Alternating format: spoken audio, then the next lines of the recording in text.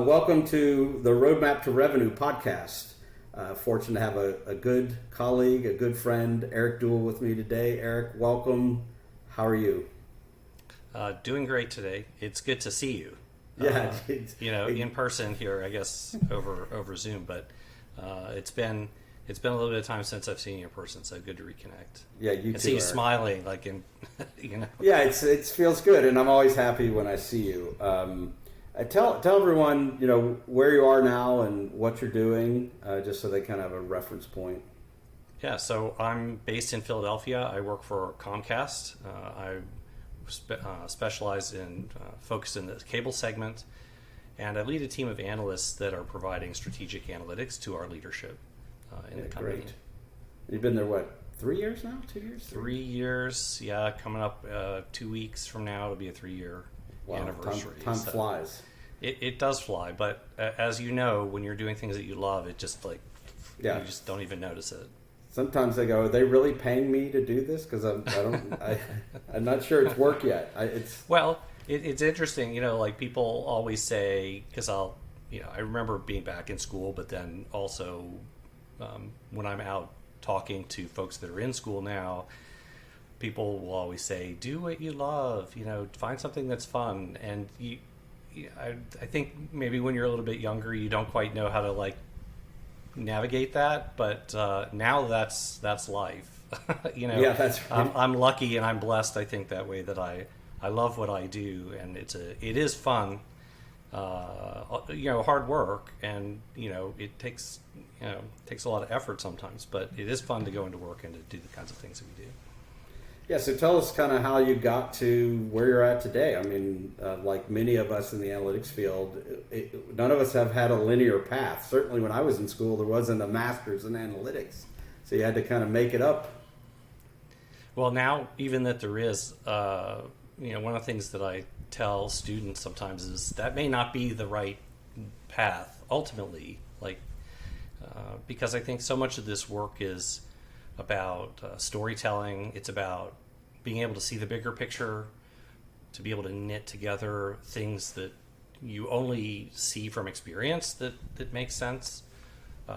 And so my journey started as a newspaper photographer. And I still love photography.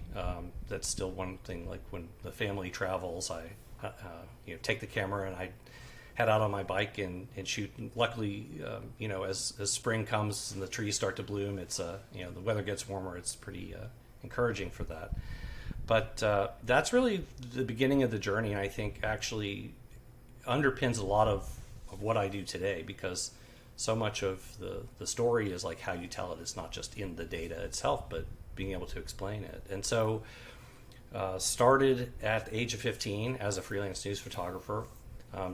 Went to school, pivoted into television, where I really learned all the aspects of how to produce television and video, but more importantly, how to write and produce and take that idea and package it and to try to tell it in a narrative format.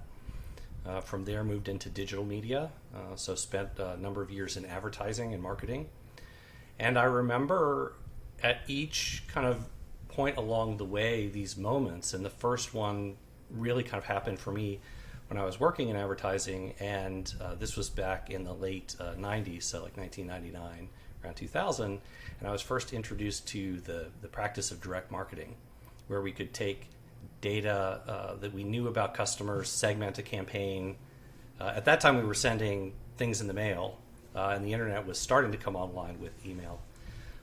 And get the responses and really actually develop more effective programs that way. And that was, as you remember, amazing. Well, hey, I for me, it was catalogs. That's how old I am. Yeah, that's right. Forget direct mail. It's like, what are catalogs going to do to retail? Exactly. Well, catalogs are still around, as is direct mail.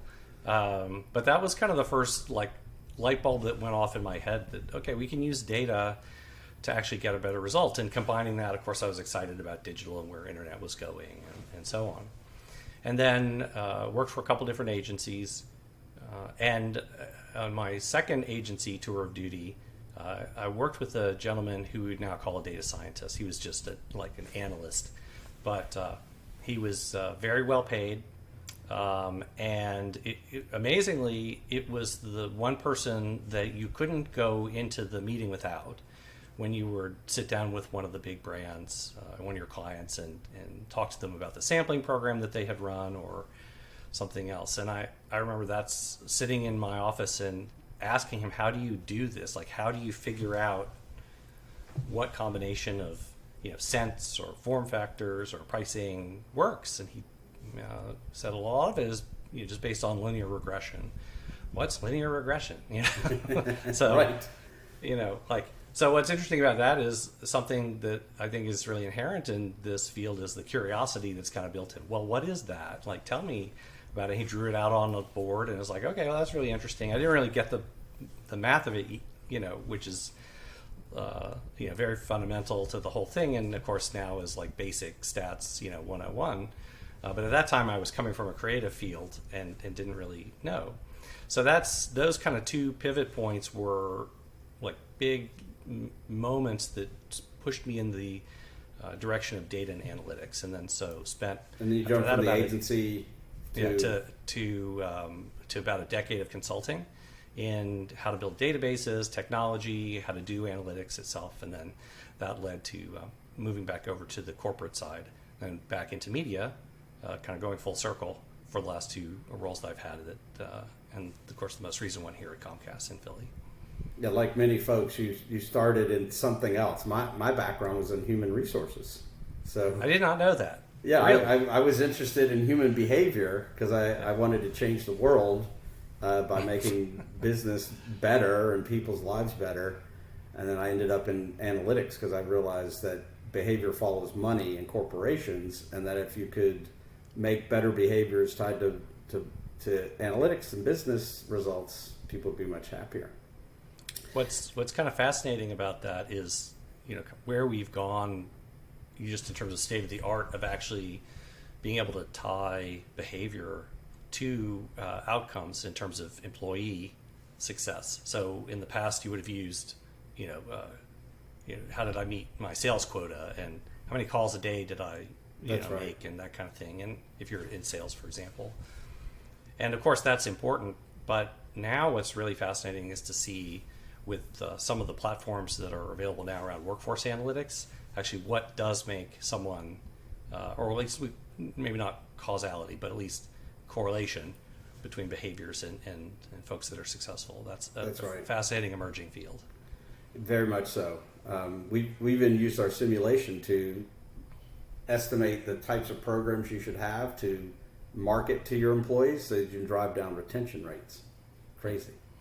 So tell us a little bit, so it sounded like the digital moment was when you first started to pick up analytics, and we've used this Gartner ascendancy model of like how people have evolved from descriptive to prescriptive, and we're just asking everyone, what did you start with descriptive? I mean, my first descriptive tool where I did regression models was Lotus 123. What was your first, technique for just describing the past, and what are you doing today, even if it's different or not? Yeah, I mean, I think it would be a common thread that a lot of people started in spreadsheets. So whether it's Lotus or like even older like VisiCalc or something like like that.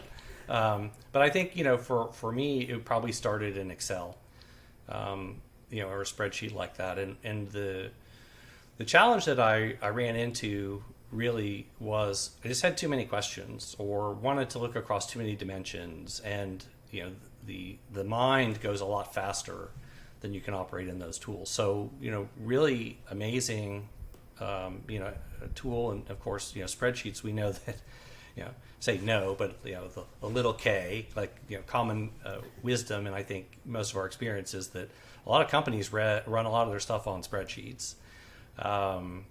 But I just found I couldn't quite get the nuance that I wanted, either being able to explore or be able to tell the story.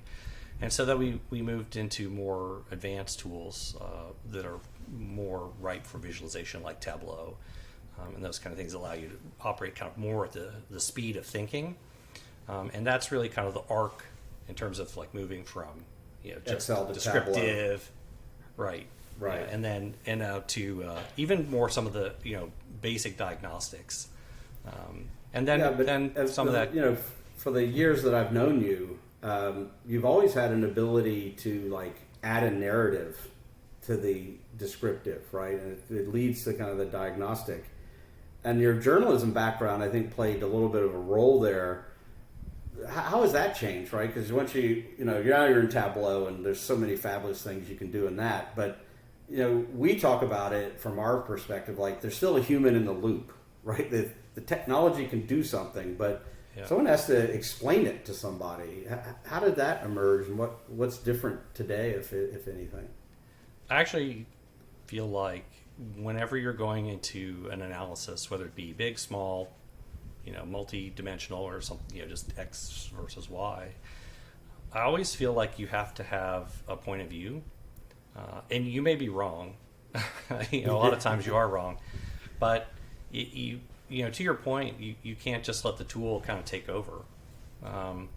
That's when you get into more advanced techniques, like unsupervised learning is great, but you can't just it's unsupervised. It just goes and finds stuff. And so I think having a perspective, and I think as an analyst, I personally feel that you have to be coming to it with that sense of, I think there's a story here, and I want to tell that story. And it's not just, well, how much do we sell today? It's more like, I think that there's something going on, probably informed by something you observed, or you sensed, or you heard. And I feel like that, tying into your question about journalism, journalists start with the same thing. I heard that something's happening. I got a tip that I should look into something. And for me personally, that's the way I operate too. And that's actually something I coach my own team on, is asking the question, well, what do you think is going on? And what's amazing is when you get out of the chart, in the line graphs and the bars, and you ask that question, the conversation shifts a completely different direction. And someone who might be... sorry. No, I tend to call it a hypothesis. Like, what's your hypothesis? Is that too strong a word, or is it... Well, it's scientific, right? And people get all kind of nuts and bolts-ish about, well, hypothesis and my null, and I'm not... You have to have those things, right? That's the underlay, right? It's kind of like painting on a canvas. You have to know how, oil versus watercolor versus acrylic, they all operate differently. So you have to know all that stuff, and it all is... it's all very helpful, especially when talking to folks that, if you're in a client service role, come to you and say, hey, I want to figure out how to do something, just to be able to say back what your hypothesis is, kind of gets the frames of the conversation. But it's really about, another way to think about it instead of using that term is just like, well, what's your intuition? What do you think the story is? What's the hunch? Yeah, what's the hunch? Exactly. I mean, that's a great way to put it. So for me, it all comes back to that.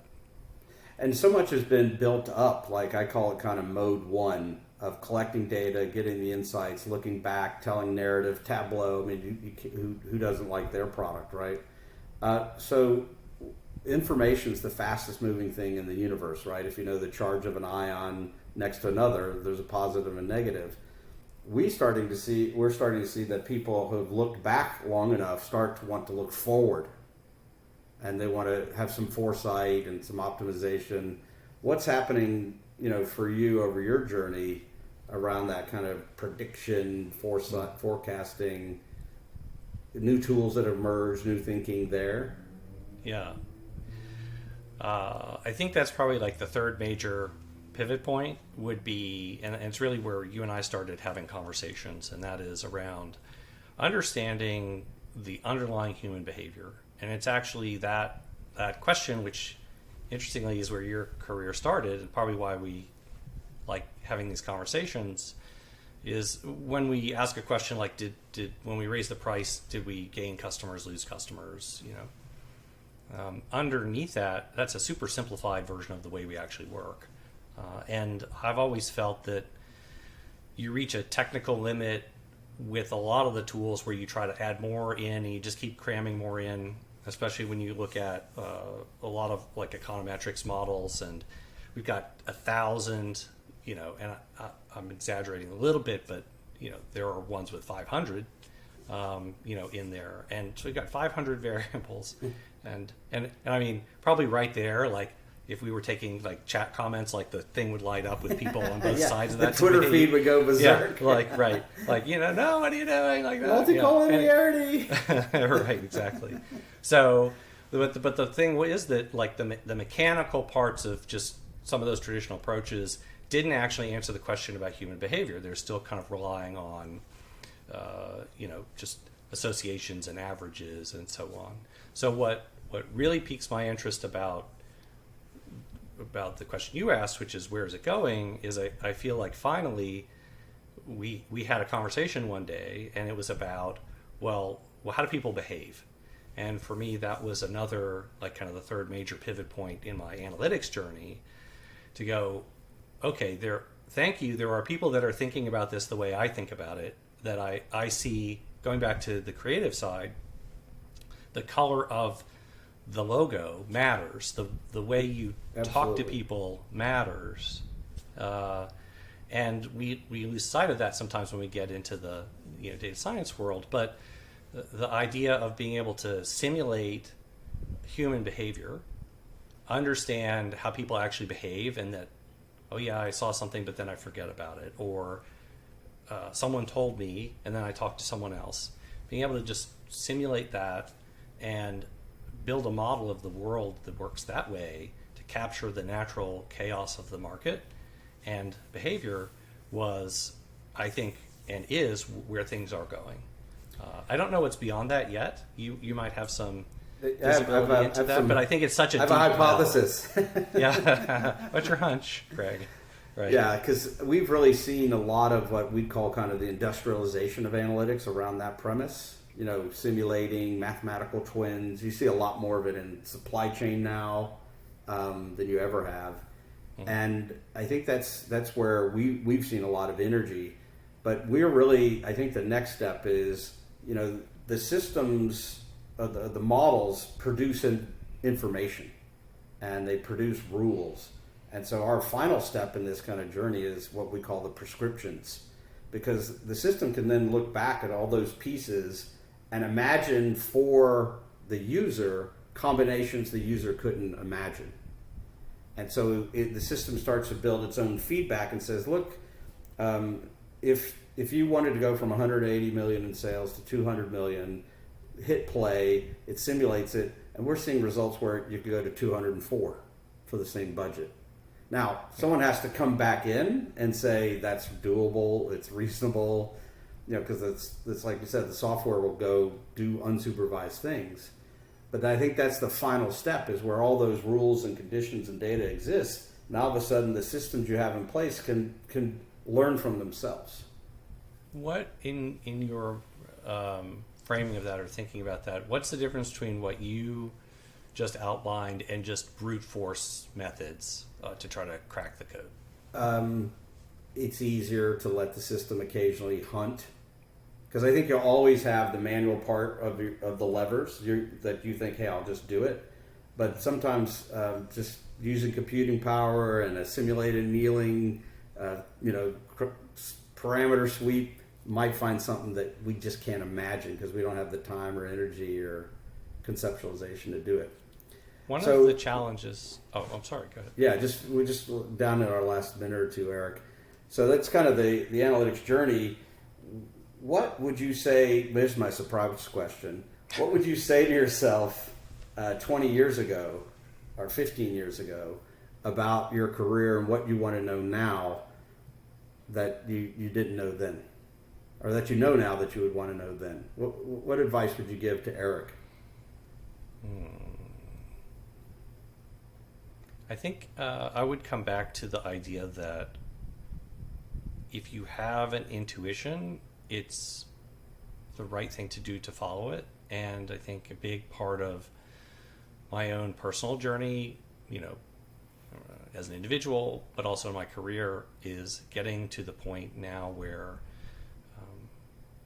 if I have a hunch and I believe in something, I have both strong enough confidence and the hopefully some wisdom that I've picked up along the way to know that there's probably something there. My biggest, I think, just when I have disappointments about, like that didn't pan out the way I wanted, or I wish I would have done something different. A lot of times that comes back to something that I sensed or felt, or somebody else sensed or felt that maybe didn't get listened to. Mm-hmm. Yeah. Yeah. So I think that would be the advice I would give. Again, you're not always right. And the part I think I enjoy most about the work is actually finding out if it's true or not. And yeah, of course, right. I think there's also those of us that are analysts kind of like there's a myth over there, I'm going to go see, if it's true or not. Like everybody, anytime anyone says everybody knows, like ... like just record that. Right. An alarm bell goes off and says, "Hey, let's investigate." Like everybody that. knows that this happened. Like, and where can people find you, Eric? If just look for you on LinkedIn if they want to know more about you or get in touch. Yeah, you can find my profile on LinkedIn. It's just Eric Duell. And Duell. Duell. That's right. Hey, thanks so much, Eric. It's always a pleasure to see you, and thanks for helping out on the podcast, and thanks for everyone for tuning in.